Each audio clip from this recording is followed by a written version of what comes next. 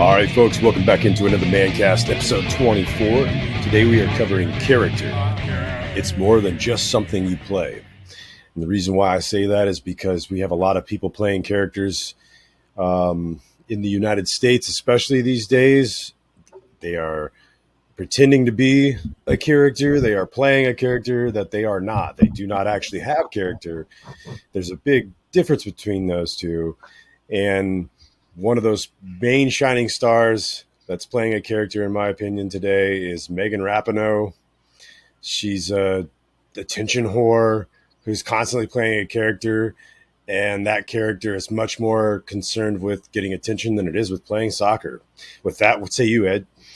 Well, I think in all aspects of life, character is how we reveal what somebody is really all about. When I was a kid, my father used to say to me all the time that character isn't what you do when everybody's watching. Character is what you're doing when nobody's watching. And I think you bring up Megan Rapinoe. Is that how you say her name? I would say Rapinoe. Looks like Rapone. Okay, whatever. Al Capone's daughter, whatever. Megan fucking. Not only is that woman completely full of shit, but she knows she's full of shit because, as you're saying, she's just playing a character. She doesn't really have character. She knows the reason that the women are paid less money is because, well, people don't show up to watch them. That's just simple as that. As a matter of fact, the real numbers reveal that in the Men's World Cup, the men are actually paid out 4 to 6%, and the women are paid out 20%. The women just bring in only $130 million, and the men bring in $5 billion. These are tragically different numbers, and to pretend otherwise. And oh, by the way, in this last Women's World Cup, what was the United States Soccer Foundation and the FIAA doing? Begging people to buy tickets because nobody was going to the friggin' games to watch women play soccer. It's kind of like going to an NBA game. Nobody shows up. Do you know who's there? The players, the coaches, a couple of people in the stands, concession people, and the refs, and that's it.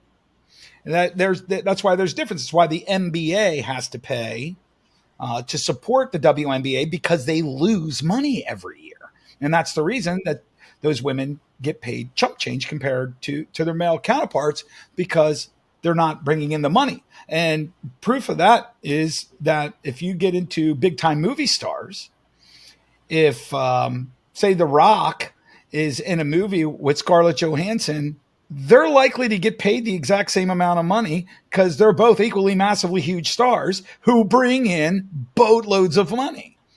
So when you're out there, so the point is, if you're out there crying about something that you know is false, you do it anyway, it's to benefit yourself. And the reason in this particular case where we're going to use Rapone, it's because the woke culture and the endorsement that she gets by continuing to lie about a situation that she truly knows the truth of, she enriches herself. And that's the reason that she does it. So does she have character? No. Does she play one? Sure. But she doesn't have any character because she's willing to lie to the very people that she needs to support her so that she can collect money off of them in other ways. And that's a lack of character, if you ask me. Everybody who's watching this, please do me a favor. Jump over to our Twitter profile, The Tortured Man, and see what one of my most recent posts is, because I really would like people to see the lack of character that this person has. It's a short video that I've shared over there, and it's a little kid. He's probably 7, maybe 8 years old, and he's got a small soccer ball and a pin, and she's at some sort of highfalutin event. You can tell she's all dressed up and has her purple hair all done up. And he walks over there and asks for an autograph, and she never looks at him. She just grabs the ball, she writes it down, she hands it back to him, and like makes it a point to just look away from this young kid who's like clearly like thinks she's a hero.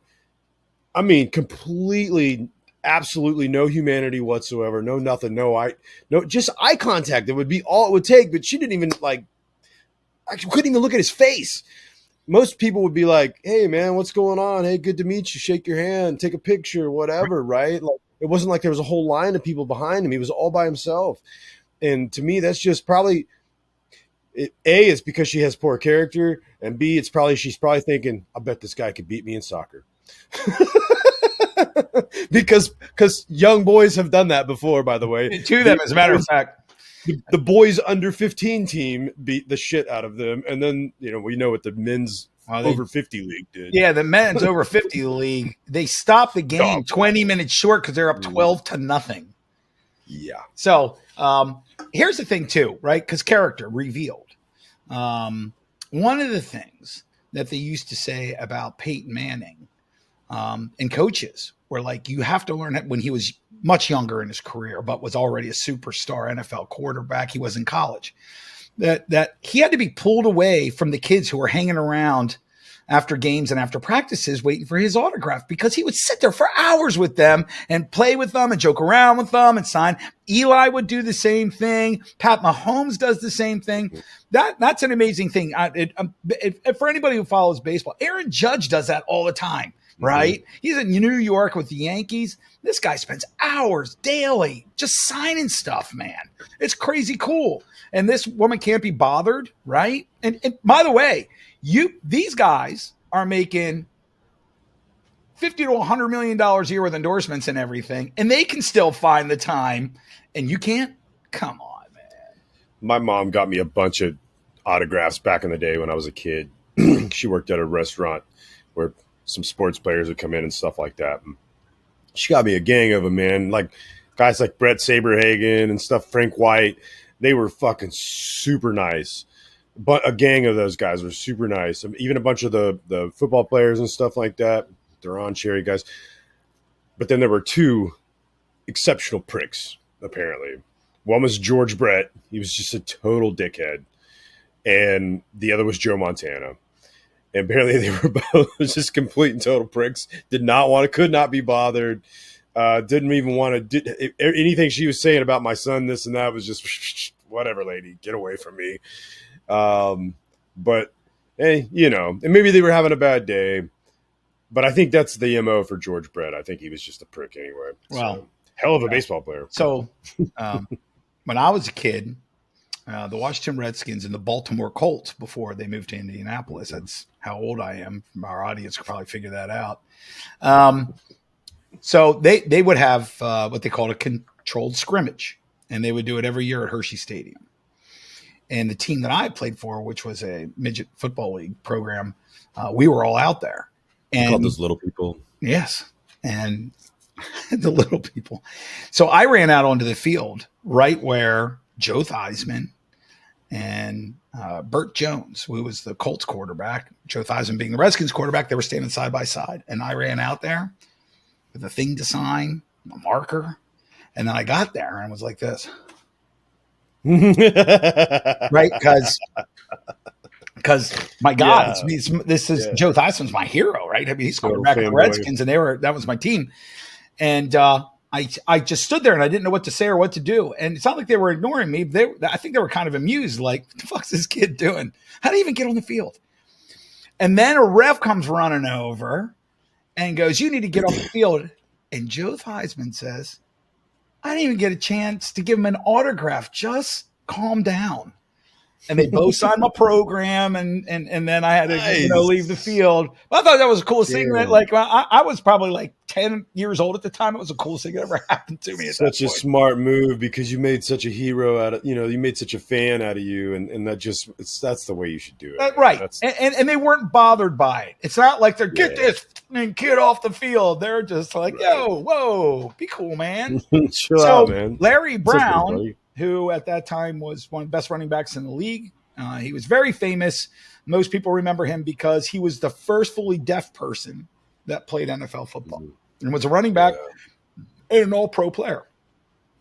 And when he was walking through, a friend of mine at that time, who has had quite a great life himself, I'll keep his name out of it because I don't have his permission to use it, but he was a really awesome guy, and he was just loved running backs, because that's what he was, and he was the best one on our team. I was running back; he was better than I was. And Larry Brown walks by, and he's begging him for an autograph, and Larry Brown can't hear, so he yanks him on his shirt, and he looks at him, and he pulls the chin strap off his helmet and signs a chin strap and hands it to him. I thought that was really cool too. Wow, yeah, that's rad. I love it. And then, of course, my friend's dad was like, "You can't give him your helmet." No, I'm kidding. He didn't say that. Jesus. So yeah, you know what? Let's stick with the football theme for a second. As far as character is concerned, let's talk about quarterback, and let's talk about the three main guys, the three main quarterbacks, in light of character. I would say the guy who showed the very most character in the entire documentary was Kirk Cousins. I mean, okay, time out. Everybody, we're talking about Netflix limited series about quarterbacks, and there were three primary quarterbacks in it. It was Pat Mahomes, Kirk Cousins, and Mariota. Continue, just so that they knew where the hell we were coming from. No, I appreciate it. So I would say that Cousins showed the highest level of character because he went through some, adversity and didn't make it to the final goal, and still handled that very humbly. And the Bart Starr Award was so perfect for him. And he's just a man of high character. He just is. And anybody who says any other thing otherwise, you're just a hater. Okay, man. So here's my thing. I imagine you could hate him if you're a Packers, Bears, or Lions fan. Okay, but outside of that, right? If you watch that Netflix show, and you don't know anything about Kirk Cousins, or you think you know something about Kirk Cousins and you don't like him, or you just don't think he's that great a quarterback, or whatever the case may be, you will love that guy when you're done watching that. He comes across amazing, and he's just being himself. And those players, regardless of what announcers, sports writers, or fans think, those guys on his team will die for him on that football field, man. It's amazing. Yeah. They respect him. They love him. I think there is a small segment of people out there who will just hate him because he is good and because he's like a Christian and he's like very straight laced, and there's a certain amount of people are just like edgelords who just don't like anybody who is straight laced. Well, sadly, it's the NFL too. So quarterbacks, they get all the accolades when they win, and they get all the hate when they lose. And there's just no two ways about that. And it's fair to say that Kirk and Minnesota has come up short a few times over the last couple of years where they should have done better. Last year, they didn't make it to the NFC Championship game, right? They need to be better. But as a human being and a person of character, you're not going to find a finer one than Kirk Cousins. And I've always liked him. I always liked him. We have a mutual friend of ours, Dan, who thought I was insane for liking Kirk Cousins. And it's just been borne out that I was correct about him all along. True story. I mean, he's done nothing but rise and do well and like be in the playoffs and everything. And the Skins have just flailed,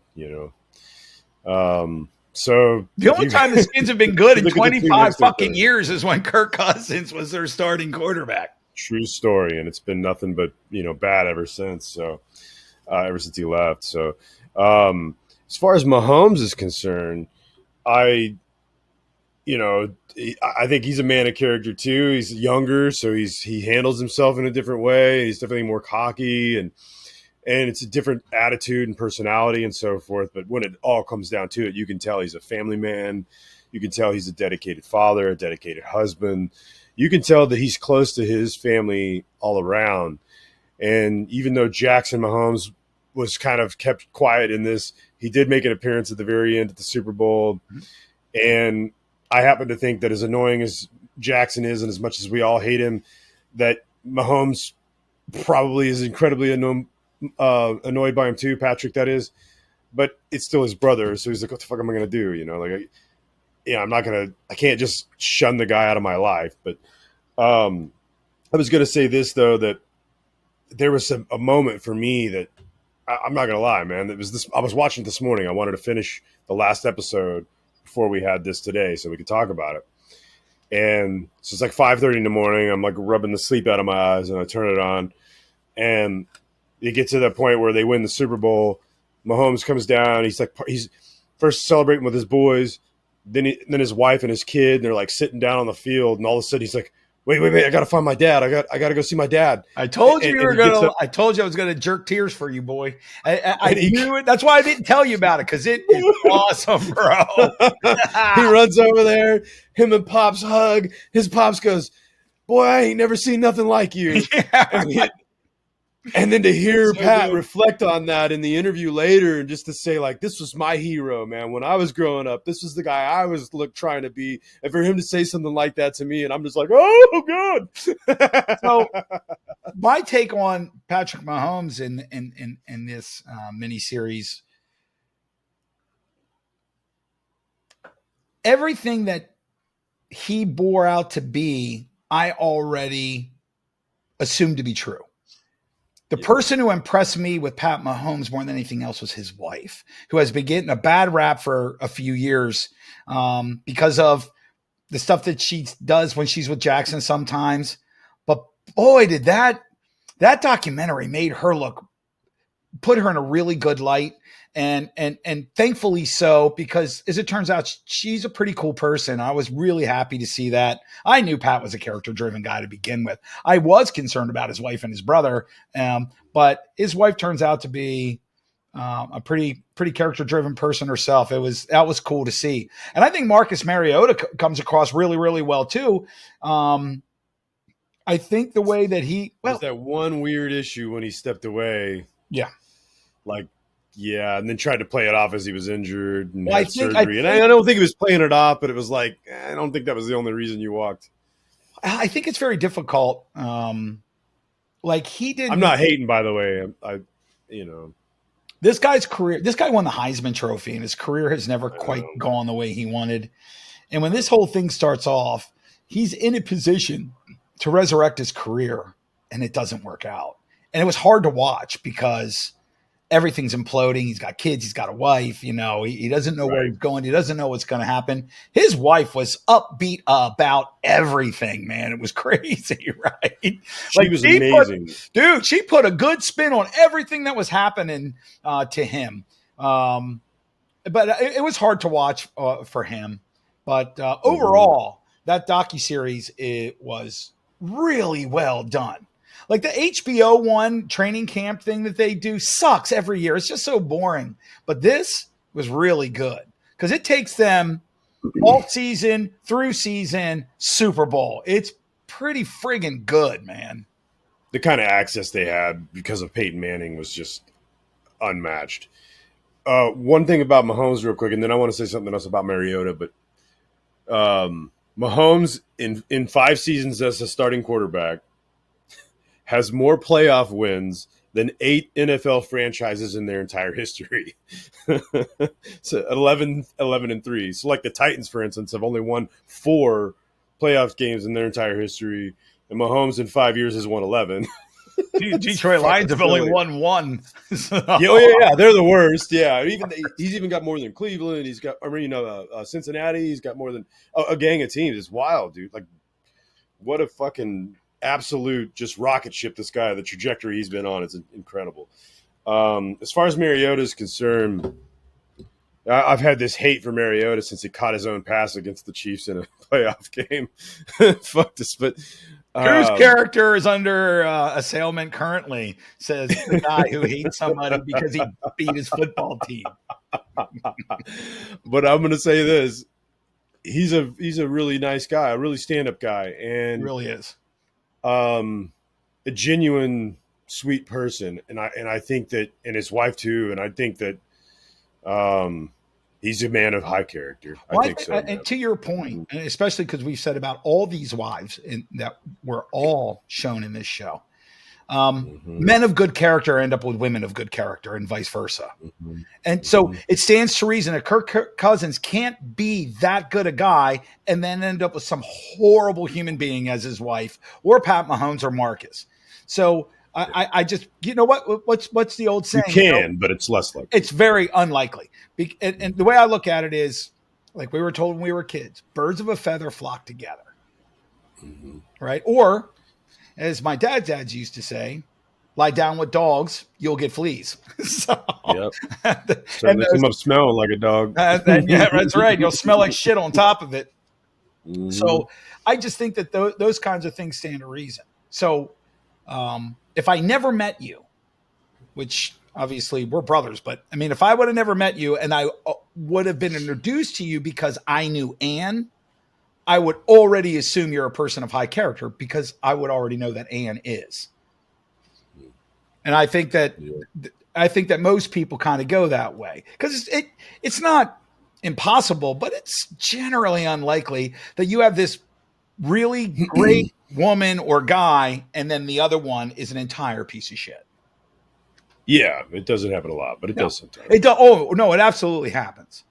But usually, the people that end up looking with the good character compared to the one that has the bad is because that person is at a really low point in their life, and then that vulture came in there and took advantage of that kind of stuff. Right, when they were kind of like in a vulnerable state. Well, right. Yeah. Let's talk about the Tate brothers real quick. So the latest thing, speaking of character, because I still think these guys character though. I think they still have very poor character. These are not men of character. They may have that they may be innocent. I think that in this particular case, they were set up. What Candace Owens revealed with her deep dive in bringing forth the documents and stating them in the timeline was very helpful to gain understanding of what happened in this particular case. And the woman, by the way, and her illicit background, long before she ever met the Tates, who is the subject for the reason for them being arrested. So the Tates have done a lot of unseemly, immoral things in the past, but I don't believe they've committed crimes that all the things that they were boasting about in their YouTube videos from 5-10 years ago, where they're talking about trying to sleep with all the virgins they can and trying to get girls on TikTok on, OnlyFans videos and all this exploitation. It is exploitative. It is manipulative. It is even psychopathic behavior, but it's not criminal. I don't think there were any crimes. Where they thought there was a crime broken is when a girl said that she was not allowed to leave, that she was being held against her will at the Tates, and she was not telling that to the law. She was telling that to another guy she was trying to keep strung along, thinking that would keep him strung along because a woman in need, right? He could white knight. Well, this guy happened to work with the government dealing with trafficking. And so he fucking sent it up the chain. And little did she know, he put the wheels of fucking the American justice system into order. And yep, that fucking backfired on her. And next thing you know, she was trying to downplay it, telling him, oh, please don't do this. No. Yep, trying to back it up. And now we see that she's a full-blown liar. We see the history of her doing this to other men. She's been doing this since she was 17 years old. Yeah, she's a fucking psycho. She's a grifter. A psychopath and a grifter. The only reason I think the Tates even remotely deserve what they've got thus far is because they've got a fuckload of bad karma debt to be paid. But you know what? They still didn't commit this crime. And at this point, they should be exonerated as far as the evidence shows at this point. And that woman should be locked the fuck up. She should be prosecuted to the fullest extent of the law. There's no two ways about that. Absolutely. Sadly, that will probably never happen. Well, it may for her because she has run this grift on other men. There is currently a man sitting in prison for 20 years, and because of all this, may actually get a retrial for her lies. She just lied. There's another guy who killed himself. Yes, because of some shit she ran into. That's right. He thought his life was over, and he was there was no point in continuing on anymore. That she destroyed his life. She would lie to men who were wealthy and had some sway or power, or whatever. that she was older than she was. She was in her early 20s and she was underage. And then whenever they wouldn't give her what she wanted, she'd go, "Oh, by the way, I'm underage. Now what?" Yeah. So you're going to do what I say, or I'm going to report you to authorities. She also fucking blackmail you. The one guy, the guy that committed suicide, never actually had sex with her. Right. He thought his life was over because they were arresting him. He was going to go on trial. He was going to lose his fortune. He lost his friends and family. So he offed himself. Now that, to me, that you can't be charged with obviously first-degree murder for something like that. But how about depraved indifference to human life? How about that charge? How about we get her 15, 20 years on that one? This woman deserves to be in prison, just like the woman who made these same kinds of allegations against the Duke lacrosse team back in the early 2000s. No, Tawana Brawley was up in New York and said that she was raped by the police and thrown in a trash can. That's right. Yeah, I can't remember her name, but that prosecutor. First off, when she reported it, there were 3 strippers there. There were 3 strippers. The other 2 strippers said she's lying through her teeth. She's done this before, but the prosecutor wanted to run for governor and thought, "What? This is it. This is how I do it." And he ended up getting a sentence of 3 to 5 years in prison after the whole thing went down. But sadly, they did a documentary 20 years after the fact, and 2 of those guys committed suicide. They're dead and gone, and most of them never continued college because everywhere they tried to get into school, they were called a rapist, and everybody said, "No, they can't come here," and they did no such thing. Their lives have been ruined. Except for the fact that their families were already worth hundreds of millions of dollars because they were going to Duke. But there were the guys who committed suicide were actually there on scholarship, and they weren't those guys, and it ruined their whole lives. Right. They couldn't even go back to their own towns that they used to live in because everybody just thought they were a rapist. When you don't have that kind of money that a lot of those kids do, you don't get to go hide in a compound or go overseas where nobody knows you. You go back to your hometown, and then everybody thinks you're a rapist for the rest of your goddamn life when you did nothing wrong. Right. And when you pulled yourself out of that little hometown to go do something big. Got yourself a scholarship. One of the best universities, not in just America, the world. Awful. It's god awful what happened to them. Yeah. And it's unfortunate. But we're talking about character. So character spans a lot of things.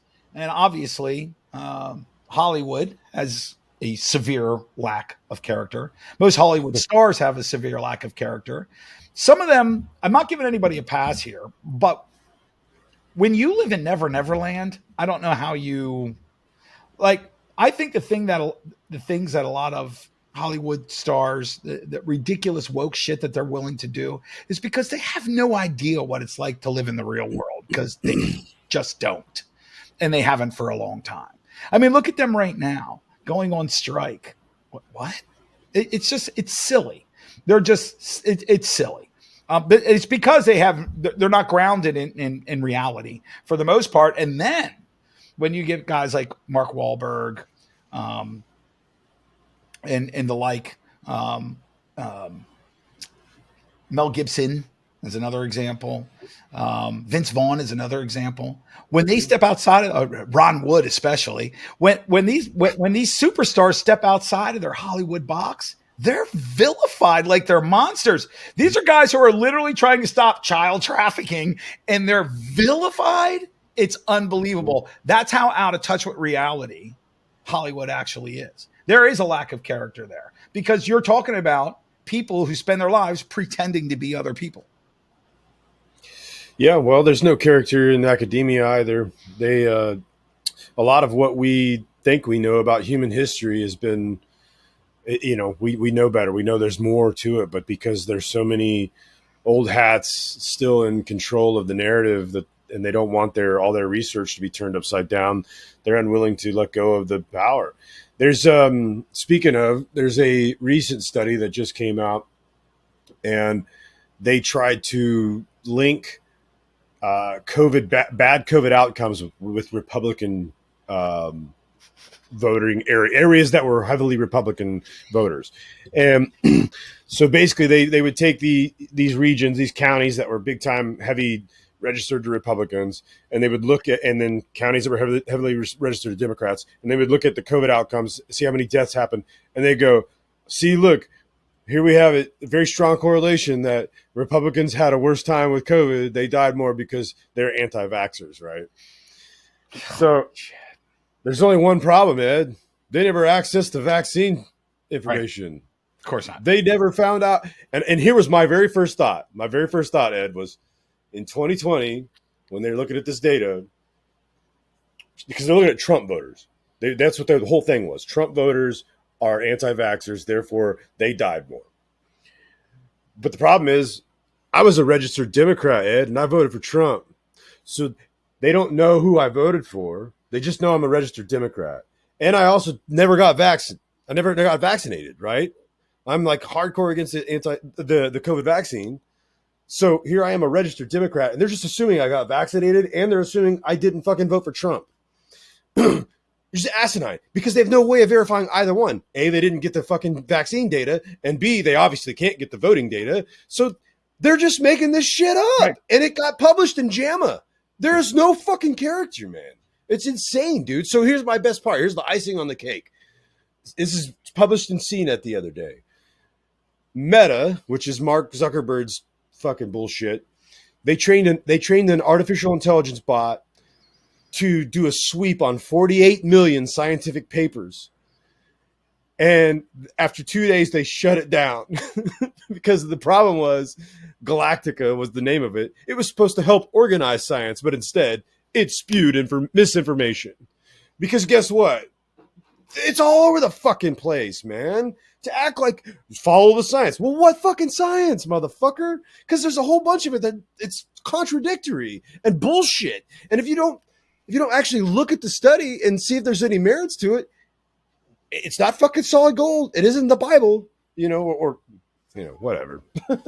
There's different interpretations of that too, but maybe that's a bad, a bad comparison. Go ahead. But we could take that into, we're talking about character. I mean, when I look at the mainstream media, talk about a lack of character. We talked about it last week and the week before. So we're talking about 10 days ago or so, where they were just literally telling, every mainstream media was saying, this is the hottest it's ever been on Earth, and we're all going to die, right? The oceans are going to boil, and we're all just we're dead.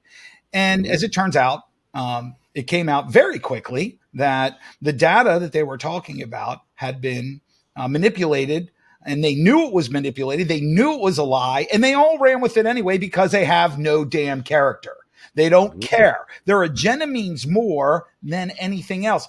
And so if you're willing to sell your soul to the devil, then why wouldn't you be willing to sell out your children, your wife, your parents, your brothers, your sisters, and your friends? Because you're willing to sell your own self down. You'll sell anybody out, anybody at all. And it makes me sick, right? That truth has no value. Character has no value. We have no moral value.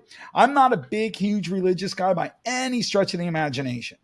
But there is a clear correlation between that we have gotten rid of Christian moral principles and the hell in the handbasket that we are currently in. I mean, they're one hand and the other working here together. You cannot remove things like honesty and trustworthiness and honor and character and morality from society and expect that society can be healthy in any way, shape, or form. It's an absurdity, and everybody should be able to easily recognize it as an absurdity. And everybody acts like that's not possibly true. That's the only outcome, if you're going to do that, is that you're gonna burn the whole goddamn place down. That's the only outcome. And every time socialism has been tried in the last 120 plus years, every single time it has been burnt to the ground, and it is the cause of 60 to 100 million deaths just in the 20th century alone because it works so well. The Psychology Psych Central says, as part of your personality, character represents your ethical, moral, and social attitudes and beliefs. Some examples of character traits include honesty, loyalty, generosity, ambition, and integrity. I see none of these things in Antifa.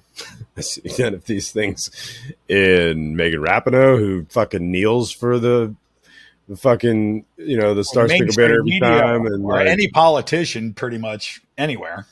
I saw no generosity in Megan Rapinoe when she signed that ball and handed it to the kid like she couldn't give two shits. Like, and there's certainly no integrity in most of these people. But as far as character really goes, when it comes down to it, though, is you've got to try to at least you can't get so upset and worked up by the fact that there is all this lack of character thrown right in your face every day, and then do what so many people do and go, well, fine, then I can behave like a shithead too. Right. And that's exactly what happens. Like, I don't know if you just seen this recent brawl that happened down in Alabama. It looked like a fucking race war. There's a bunch of people with no character. You're talking about on the docks?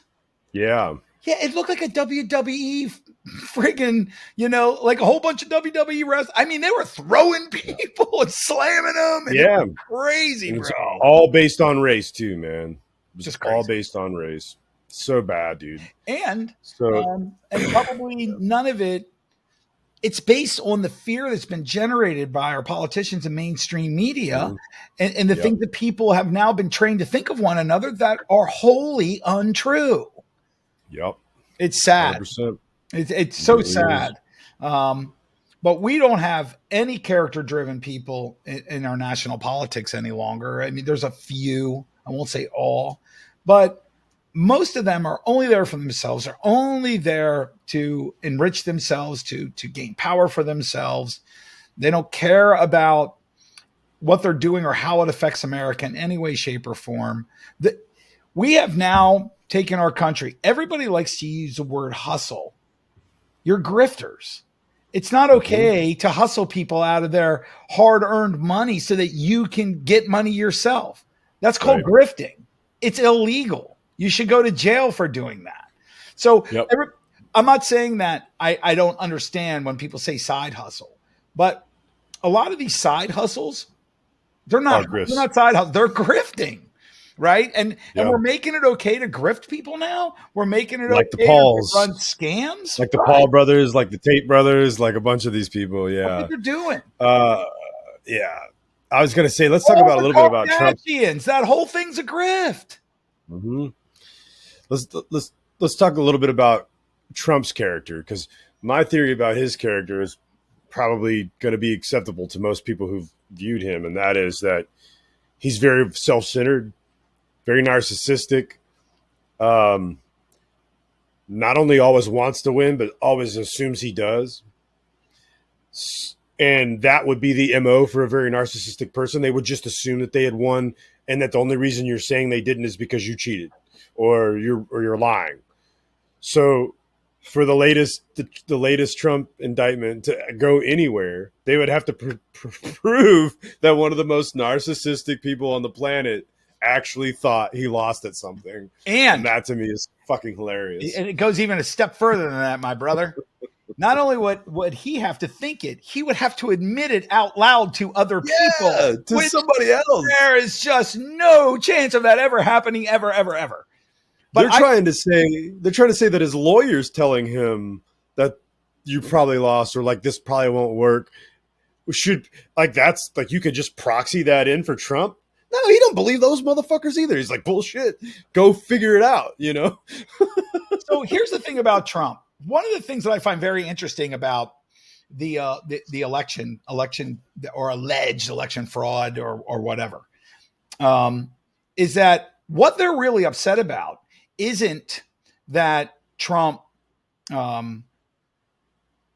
is alleging it so much as that he's doing it out loud and he continues to do it. Basically, what they're saying to me is that no one is allowed to ask or be skeptical, last week's show, about how we got those election results through a pandemic where we had the highest number of people and percentage in the history of this country vote. So the idea that somebody's telling me I can't, so make this a little easier. I have a little list here I'd like to go through real quick. These are some of the things that Trump is talking about, and that I've come to. These are things that I've noticed myself. So these questions should be allowed to be answered. But I need some things explained. So in 150 year, declining voter participation was reversed for the first time in 150 years for, of all people, Joe Biden. He's obviously senile with no talent for speaking.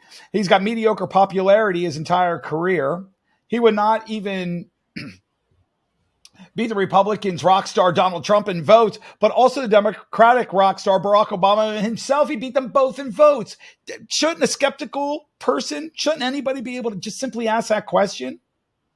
How about in 132 years, no president has received more votes in his run for re-election and then lost? Or that Trump won 18 of 19 counties that both Republicans and Democrats think are bellwether counties that you have to win. He also won Florida, Ohio, Iowa, and North Carolina. No president's ever won those 4 states and then lost. Or that Republicans held on to House seats and were defending and gaining another 13 seats while the president loses. Other anomalies: unprecedented efforts were made in some states to change election laws, which Pennsylvania, where I used to live at that time, and you still live, did that very thing. Yep. Or most Democratic states set out tens of millions of ballots or applications for absentee ballots and for people who never requested them. Voting beginning in some states 6 weeks before Election Day, for God's sake. Or people have submitted sworn affidavits at great personal cost to themselves and with possible perjury charges that they witnessed ballot tampering. Or how about in Atlanta, a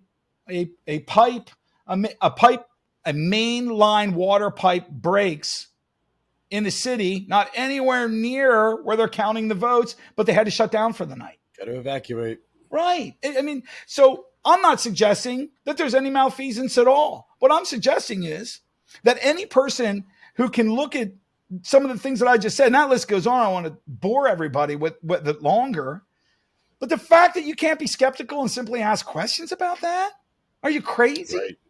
And that's insane to me. My biggest thing is this is verifiable. This is undeniable. Takes no speculation. We know for a fact that the FBI and the CIA, the DOJ, knew in 2019, prior to the election, that Hunter Biden's laptop was real, verified, real, not tampered with. They had completely verified it. That's all been leaked now through Freedom of Information Acts. And we know that the media has admitted to a concerted effort to shut it down. We know that it was shut down on social media. I mean, I had it taken down. Had it blocked. Couldn't even send it in DMs or private messages, the Post report. So then they did a study.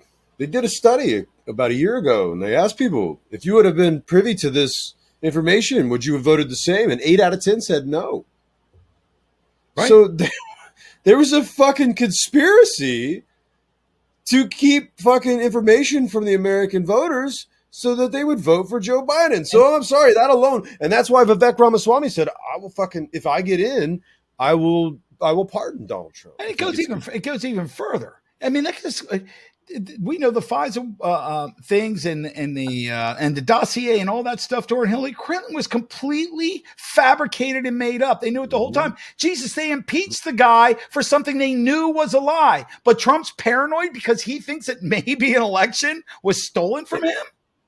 They impeached him for that the first time. But here's the worst part. Then they impeached him for asking him or for withholding money from Zelensky, from Ukraine, for information or for him to look into a prosecution, whereas Joe Biden withheld $1 billion to have the fucking person investigating the company his son sat on the board for is fired. Right. So Zlochevsky, who owned Burisma, was out of the country. He had fled to Cyprus. His bank accounts were seized. His homes were seized by Shulkin, who was the investor, who was the prosecutor for Ukraine. What happens? Joe Biden has him fired, and all of a sudden, fucking Zlochevsky gets to come back to Ukraine and gets his bank accounts back. And all of a sudden, the prosecution is done. There's no more investigation. There's nothing ever happens. So they've tried to say all along that Shokin was the corrupt prosecutor, and that's why he had to go. And so that's why they had to get a new guy. And Biden even says in the video where he admits to this, he goes, "Yeah, and we got a new guy in it. He was solid." Okay. Well, then whatever happened with that investigation? Was anyone ever charged? Why did Zlochevsky get to come back and get his money back? Fuck you, man. And see, and this is what our show is about. This clearly happened because of the wonderful character of all the people in place here. Yeah. So this is the problem that we have in our society, is that being a grifter, telling lies, repeating lies is okay as long as you get the end result that you want. That only in Western society can you have your own personal truth, which is the most insane thing I ever heard in my life. Right? Well, that's my truth. You don't get your own goddamn truth. It's either true or it's not. How do you get your truth? If a foreign country knows that you and your son are on the take and you've been getting a bunch of money from them, it's going to be hard for you to say no to every ask they have for every fucking multi-billion-dollar weapons dump or, whatever. Joe is so compromised. I don't think we've ever had a president more compromised. No, I don't think so either. Because he's not just compromised by our deep state. He's compromised by multiple if I would throw out countries. If I was to throw out one other name that may have been that deeply compromised, would be Woodrow Wilson. That's a good one. Yeah. You have something there. I would say that, but it's such a high level. The stakes are so much higher, I think, right now. But I agree, because now in the 19 aughts and teens and 20s, 30s, 40s, from Teddy and Woodrow and FDR and Truman and all these guys, that some of them, two of them back to back, or two out of three in a row. Well, actually, Teddy Roosevelt, Woodrow Wilson, then it was Hoover, and then FDR. 3 out of those 4 wanted to be president for life and wanted to make it law that we weren't even going to have elections. I'm just president until I'm dead, right? They actually wanted to make an amendment. And then after FDR actually died in office because he had polio and was there for 4,000 years, and they were like, yeah, we got to make sure this doesn't happen again. But Woodrow Wilson is probably the most despotic president we ever had. He was a horrible human being on a level that is very hard to describe. We're talking Mussolini shit, right? Like that was one of his boys. Like, his foreword in one of his books was his boy Mussolini, who he loves so much. Dude, shit. He was a fucking nasty piece of shit. Rape rooms during the suffragette movement. And oh yeah, he racist. Jeez, he would have, when women were trying to get suffrage movement, when they were trying to get the opportunity to vote, he would have them beaten in the streets. He would send mobs. He would have them arrested, jailed. When he first got into office, we were starting to move past the Civil War and moving into Reconstruction, where there were postmasters. There were federal postmasters working high-level positions in the USPS that were black. Had them all fired immediately as soon as he got in office. Every single black person who worked in federal government fired. It was one of his first mandates. He was a huge racist. Jesus. What was the name of that movie? The KKK movie. What the hell was it called? Oh, yeah. The old one, the black and white, the old iconic one that he had showed at the White House. He showed it to all his buddies, and they all watched it together, drinking bourbon and smoking cigars. And he said to the press it was the finest piece of art he ever saw in his life, because the KKK were the Stasi for the Democrats at that time. And by the way, he released those same people on those women in rape rooms. They didn't just beat them in the street. They drug them into rape rooms, jailed them, and routinely raped them every day. Now, because it wasn't good enough just to fuck over people and ruin people's lives who were alive that day, he made sure to fuck our lives up today. Sure, absolutely. Because he was the guy who signed into law what I like to call the trifecta of shit law that all happened in 1913. The day America died.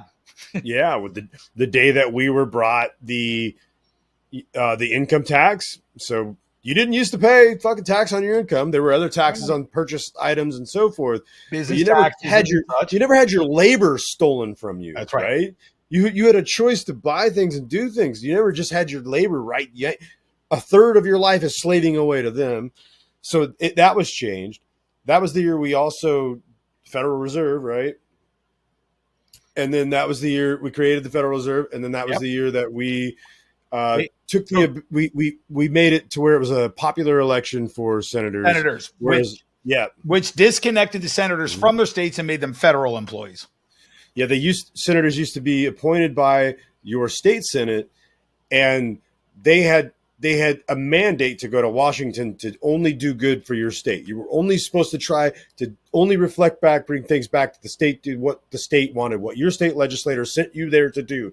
The legislature did. And if you weren't doing that, they had the ability to recall your dumb ass and to grab another person and send them up there. I think something because you were only there as a sent representative. And then we took it and we made it a popularity contest. And now all the senators do is focus on federal law. They do nothing to focus on what's going on in their state. And a matter of fact, that would be the first argument you would make if somebody said, why doesn't Nancy Pelosi do something about the bums in San Francisco? Because she's a federal senator. Right. Well, yeah, it didn't used to work that way. Well, so this, to add insult to injury, the legislators, Senate and the House, they did 4 and 2 years in states. That's true of every state. Federal senators that they were voting on, because they were representing the people that put them in office, they were going to do 6 years.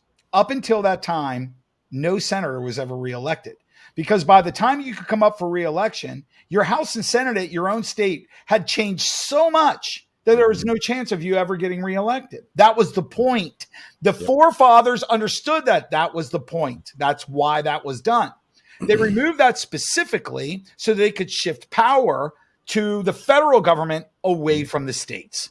And it was an effective movement. Now, we have had numerous senators, some of them like Strom Thurmond, who are in office for 50 fucking years. That's insane, dude. I mean, granted, he's moved into different positions, but that's how long Joe Biden's been there, Right.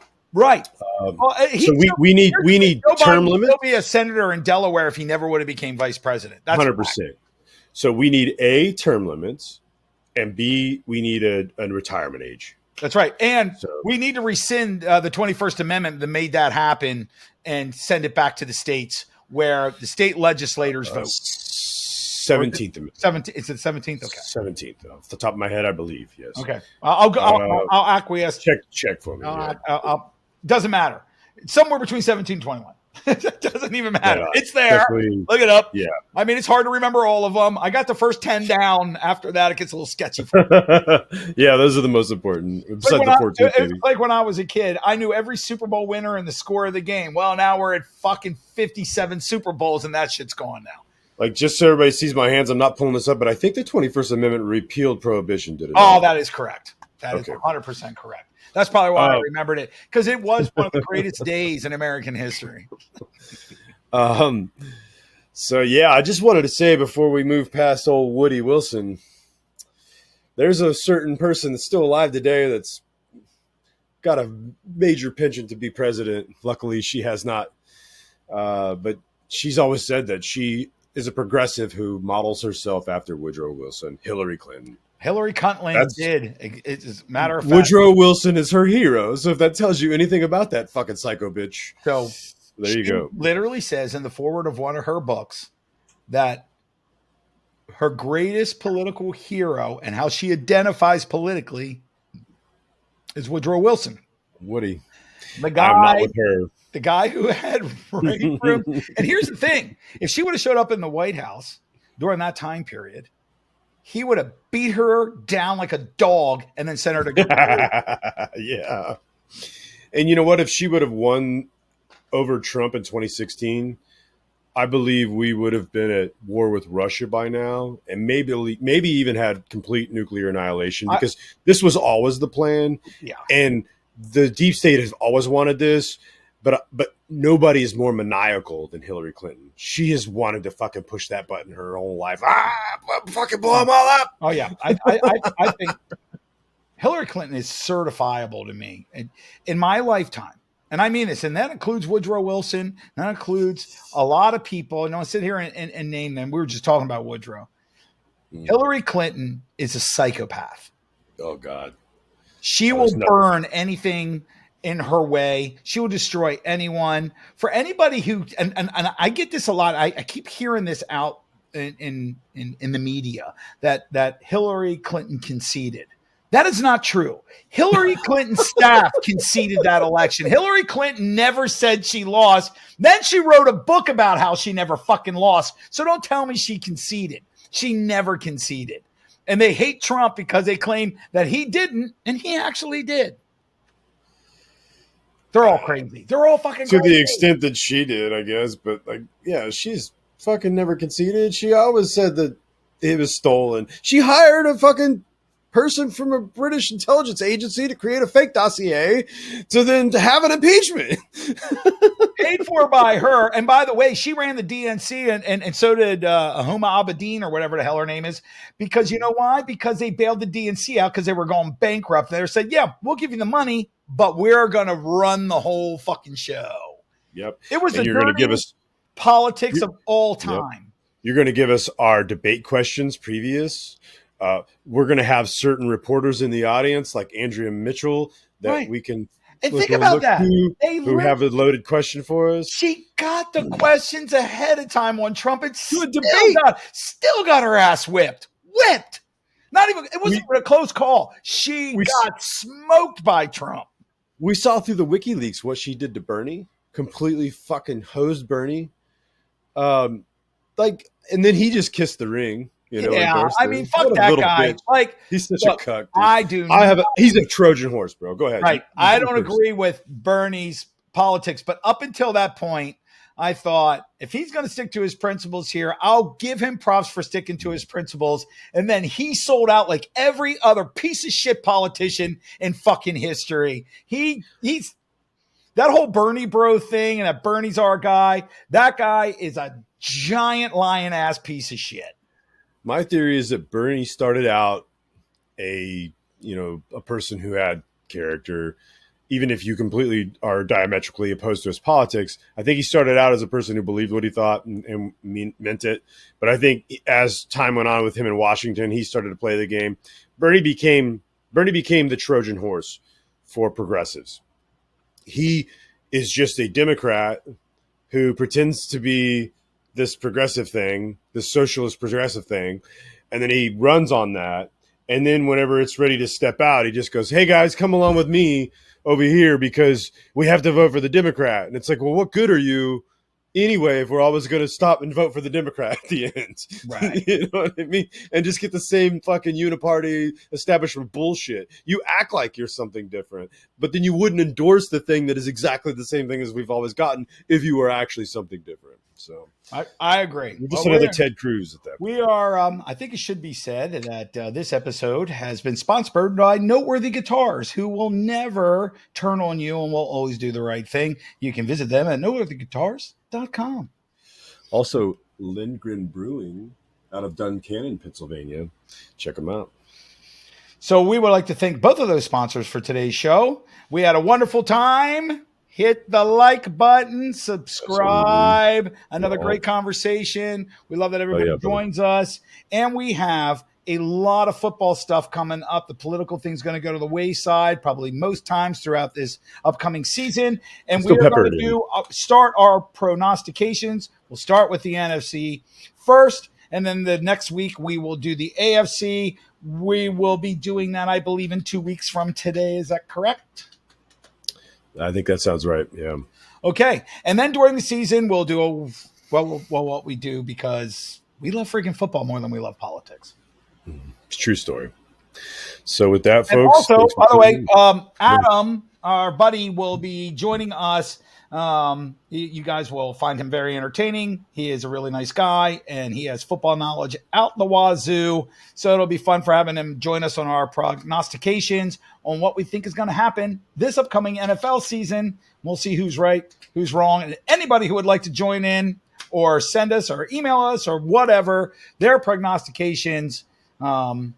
Maybe we'll try to figure something out and see who gets closest and what kind of prizes we can give away. With that, folks, work on building character instead of just trying to play one. And be skeptical. Peace out.